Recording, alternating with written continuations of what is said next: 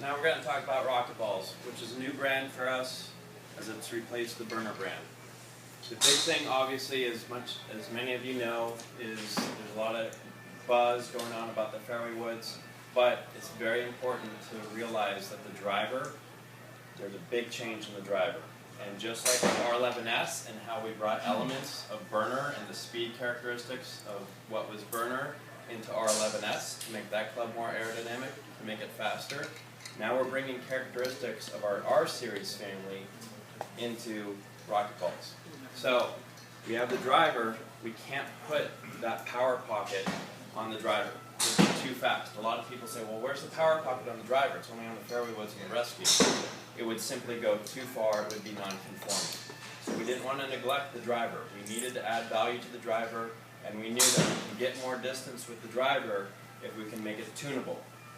So that's why this year we have that 1.5 degree sleeve with the driver. So we're going to get more distance over burner 2.0 because we're now going to be able to tune this driver for better loft. So if it's a spin issue or if it's a launch issue, now instead of being stuck into just one bonded head, now we have some adjustability. And at $299, that's going to be a really good price. It's the lowest price for an adjustable driver that we've ever had as far as a new product for us. How heavy is it? The weight is a little bit heavier than last year's 279, and that's a function of the FCT being placed in there. So as we get into the weight issue, we're kind of getting away from what burner 2.0 was, because burner 2.0 also had a much longer length shaft. Last year was 46.5, this year it's 46. So why did we go shorter in length? Basically, it was an issue of we wanted to go that long, but we heard from a lot of retail stores that it's just too long, and there's some fitting issues, there's some control issues. So we listened, and we felt that 46 was going to be the perfect length for us. It's that perfect blend of distance, but control as well. So there's two heads. We have the Tour, and then we have the Standard. So the Standard is normal face depth, and the Tour, obviously, as you can see demonstrated here, we have a deeper face. So that deeper face is going to do a couple things for us. It's going to knock down spin, it's going to knock down launch, and because it has the deeper face, CG is pulled forward that much more. So it's a much more of a low penetrating ball flight. Now with the actual head design itself, they're both still 460. However, with the Standard, we have more of an elongated head shape. So therefore, CG is not as far forward. However, it really hasn't slowed anything down because overall, the aerodynamics of this head, with it being bullet shaped, is a lot faster. So therefore, a little bit more forgiveness with a little bit slightly farther back CG. However, because of its aerodynamics, it's making up for that speed loss with this farther back CG. With the Tour, it's still much more of a forward CG, making the face hotter.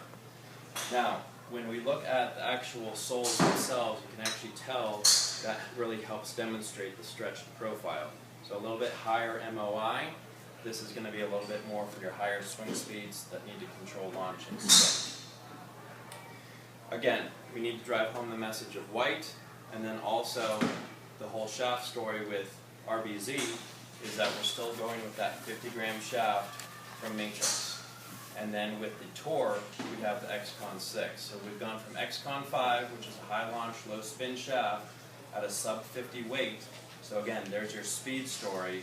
But then when we get into the Tour, we go to the XCon 6. A little bit less torque, a little bit more weight for a little bit more stability for that stronger player.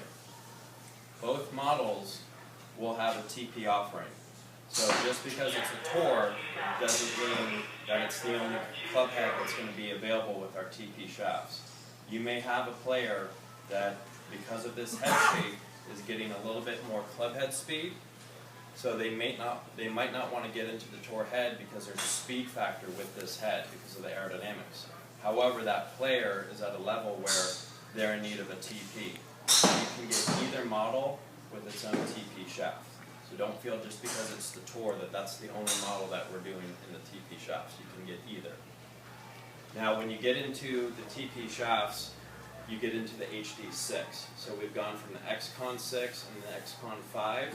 If you get the stock TP shaft in either of these, it now upgrades to the Matrix HD6, which obviously has been a very successful shaft from Matrix, one of their most popular, long-standing shafts. Much like Autola and their RIP series is very dependable, the HD6 fits a wide range of skilled players.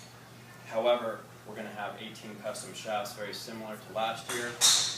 And the big thing for this year is, if it's not the stock shaft for the club, it will have the shaft vendor's graphics. So your Ahinas, the other Matrix shafts, your Fujikara speeders, it will actually have that manufacturer's graphics on the shaft. So that's the other thing to know.